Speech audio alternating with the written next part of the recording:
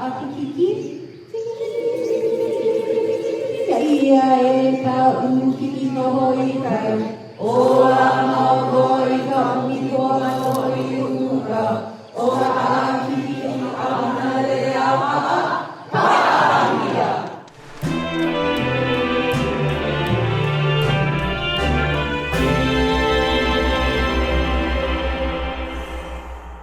Her name is Pakele, which means to escape in Hawaiian, and she is the last known female Aki Kiki in the wild. Or at least she was, as of April 25th, 2025. The rest of her species has vanished from the Alakai swamp on the island of Kaua'i, the victims of avian malaria carried by invasive mosquitoes to which they had no resistance. But hope remains. While Pakele is an endling of sorts, she's not the endling. Around 40 of her relatives were spirited away as eggs to be raised in captivity, with the goal of one day being released back into a wilderness free of mosquitoes. And strangely enough, the solution to the current mosquito problem might actually be breeding more mosquitoes.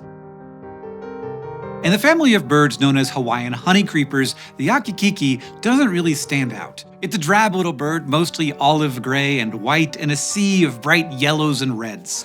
It was endemic to the island of Kaua'i, living nowhere else on Earth, and it spent its time picking bugs out of the bark of trees and nesting high in the canopy. Its ancestors, relatives of the Eurasian rosefinches, probably came to the Hawaiian Islands from Asia sometime between 7.2 and 5.8 million years ago. On the archipelago, the most remote in the world, they radiated into over 60 honeycreeper species as new volcanic islands rose from the seafloor. And they filled all kinds of dietary niches, from fruit and seed eaters to nectar drinkers. And as elder inhabitants of the islands, these birds are culturally significant to native Hawaiians. They're mentioned in the Hawaiian creation chant before the major gods and are considered conduits of the divine, if not deities themselves. But evolving in isolation often brings challenges when newcomers arrive. The southern house mosquito arrived on Maui in the hold of a whaling ship in 1826, the first mosquito the islands ever saw.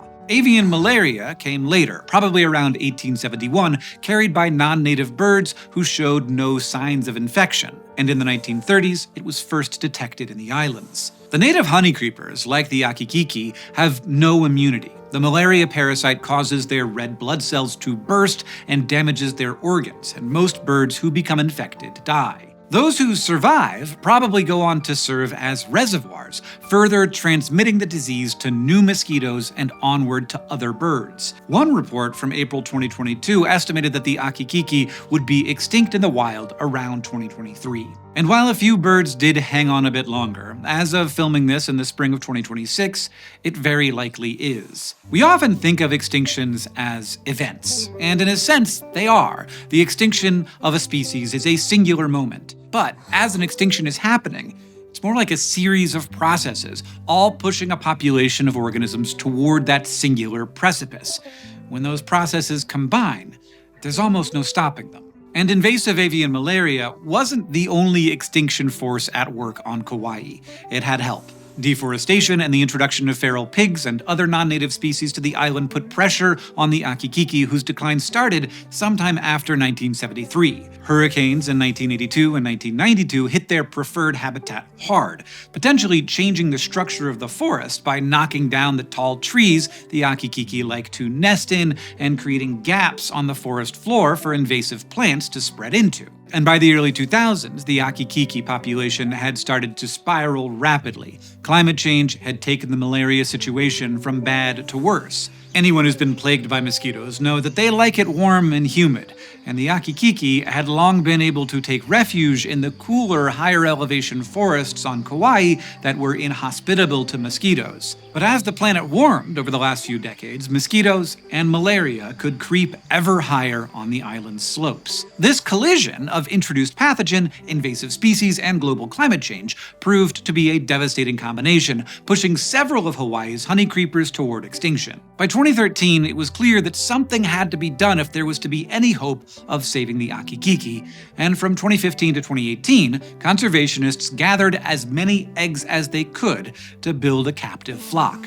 Removing eggs from the nests of wild Aki Kiki might sound counterproductive, but this will often prompt the parents to lay another round of eggs to raise. It's also less stressful on the Aki Kiki than trying to catch adult birds and helps prevent diseases from getting into the captive population. And gathering the eggs was not easy, to put it mildly. The Kaua'i Wilderness Preserve, where the Aki Kiki lived, is called a wilderness for a reason. To get to the places the birds nested could be up to a 10-hour hike, unless you wanted to use a helicopter. Then the teams, made up of scientists from the Kaua'i Forest Bird Recovery Project and the San Diego Zoo, had to actually find and reach the nests. It took over 30 combined hours of work to find each well-camouflaged nest. And the Aki Kiki like to nest anywhere from 4 to 12.5 meters up in the treetops at the tips of skinny little branches that are too thin to support the weight of a human climber. So that meant helicoptering in a 45-kilogram ladder tall enough to reach those nests. Each precious egg was then incubated on Kauai until it hatched and fledged,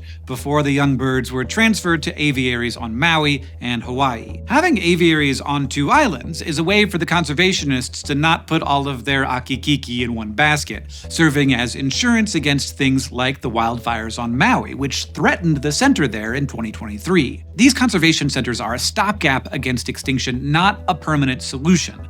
But they were carefully designed and are closely monitored to try to keep the birds as happy as possible and hopefully to encourage them to lay eggs. And a few Aki Kiki have been born in these aviaries, helping bolster their numbers. But before the Aki Kiki raised in captivity can be sent back into the wild, the problem of avian malaria needs to be solved, and hopefully it will be, by breeding and releasing more mosquitoes. Now, at first glance, this does not seem to make much sense. Invasive mosquitoes are a big part of why the Aki Kiki and so many other forest birds are facing extinction. But these won't be just any mosquitoes.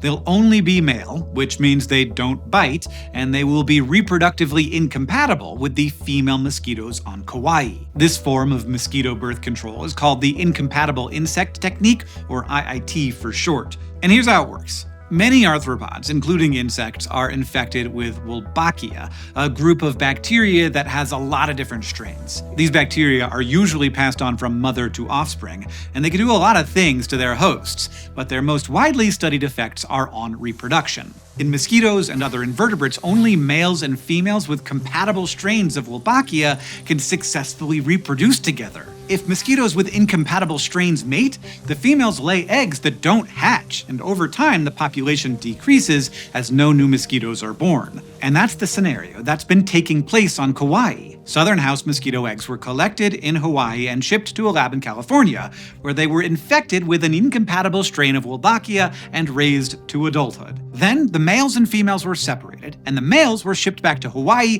to be deployed into the forest starting in February of 2025. Twice a week, 500,000 male mosquitoes have been dropped out of helicopters and biodegradable cones that float to the ground, releasing these incompatible males into the wild to interrupt the mosquito breeding cycle. The idea is that incompatible males will far outnumber the compatible males, so the female mosquitoes will be more likely to find an incompatible mate and lay dead-end eggs. In addition to targeting the adults and eggs with IIT, biological insecticides that work on mosquito larvae have also been sprayed from helicopters to better cover large areas of the Alakai swamp. IIT has been successful in other locations, so conservationists on Kauai hope that once the mosquito population reaches a level low enough or is eliminated entirely, the captive Aki Kiki can be released back into the wild. These measures, and other ones being undertaken to address the problems that threaten the Aki Kiki and their habitat,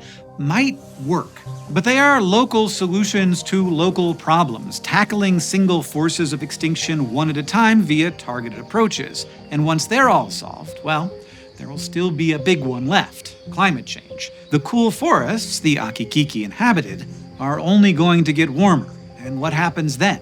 If Endlings is ultimately about our relationship with extinction, then maybe it's worth considering how the fates of this little bird and our own species are intertwined. We've taken on the responsibility of ensuring the Aki Kiki's survival, but it's not like anyone else can step in to do the same for us.